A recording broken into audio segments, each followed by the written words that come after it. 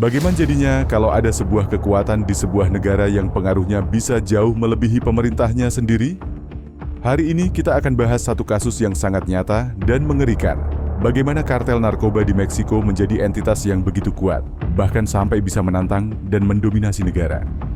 Sebelum kita masuk ke era dominasi, mari kita pahami dulu akarnya.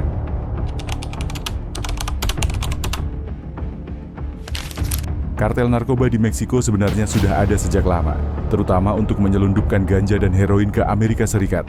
Namun, titik baliknya terjadi pada tahun 1980-an, ketika kartel Kolombia seperti kartel Medellin dan kartel Cali mulai menggunakan Meksiko sebagai jalur transit utama untuk kokain. Mereka membayar kartel-kartel Meksiko untuk membawa barang-barang ini. Dan seiring waktu, kartel Meksiko menyadari bahwa mereka bisa mendapatkan keuntungan jauh lebih besar jika mereka mengendalikan seluruh rantai pasok. Maka, lahirlah kartel-kartel besar seperti kartel Sinaloa, kartel Juarez, dan kartel Gulf. Mereka bukan lagi sekadar kurir, melainkan pemain utama dalam bisnis narkoba global.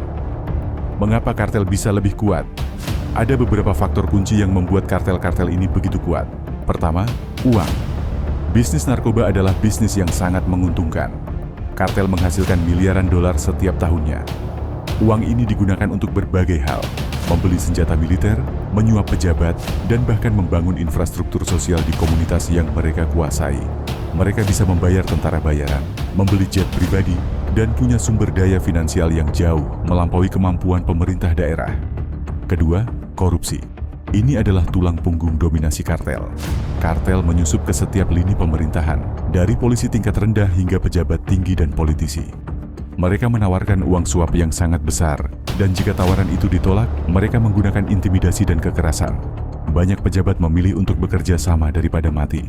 Korupsi ini menciptakan impunitas, di mana para anggota kartel jarang dihukum. Mereka tahu mereka bisa lolos dari kejahatan. Ketiga, kekuatan militer. Kartel memiliki persenjataan yang setara atau bahkan lebih canggih dari militer dan polisi Meksiko. Mereka memiliki senapan serbu, granat, dan bahkan kendaraan lapis baja. Perang antar kartel dan perang melawan pemerintah seringkali mirip dengan konflik bersenjata sungguhan. Kekerasan yang mereka gunakan sangat ekstrim dan brutal. Pemenggalan, penyiksaan, dan penemuan kuburan massal seringkali menjadi cara mereka untuk menyebarkan teror. Taktik ini tidak hanya untuk mengalahkan lawan, tapi juga untuk mengirim pesan bahwa mereka tidak takut pada siapapun. Dukungan sosial dan pengaruh komunitas ini mungkin yang paling mengejutkan. Di beberapa daerah, kartel tidak hanya ditakuti, tapi juga didukung. Mereka berfungsi sebagai negara alternatif. Mereka menyediakan pekerjaan, membangun jalan, dan mendanai acara-acara lokal. Di daerah yang pemerintahnya gagal memberikan layanan dasar, kartel mengisi kekosongan tersebut. Mereka memberikan bantuan medis, makanan, dan bahkan uang tunai kepada masyarakat miskin. Ini menciptakan semacam loyalti di antara warga, membuat mereka enggan bekerja sama dengan pemerintah untuk melawan kartel. Contoh nyata dominasi kartel. Untuk menunjukkan seberapa jauh kekuasaan mereka, ada beberapa contoh yang sangat terkenal.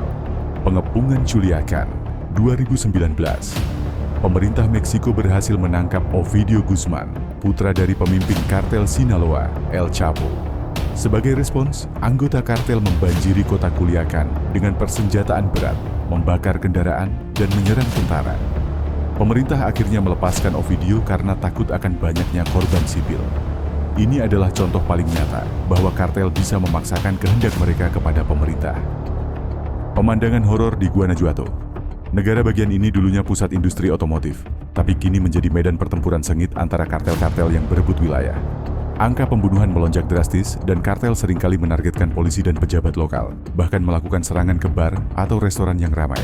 Jadi, mengapa kartel bisa lebih kuat dari pemerintah? Jawabannya kompleks. Kekuatan ekonomi yang tak terbatas, korupsi yang meluas, kekuatan militer, dan kemampuan mereka untuk memanipulasi komunitas. Meskipun pemerintah Meksiko telah melakukan berbagai upaya, masalah ini tampaknya semakin sulit diatasi. Kartel-kartel telah berakar begitu dalam di masyarakat dan pemerintahan, membuat perjuangan ini menjadi perang yang tidak hanya mengandalkan senjata, tetapi juga perang ekonomi, sosial, dan politik. Jika kita ingin memahami bagaimana sebuah negara bisa dikuasai oleh entitas non-negara, kasus Meksiko ini adalah pelajaran yang sangat penting. Jangan lupa berikan like jika kalian suka konten ini dan tulis pendapat kalian di kolom komentar. Sampai jumpa di video berikutnya. Dan jangan lupa like dan subscribe.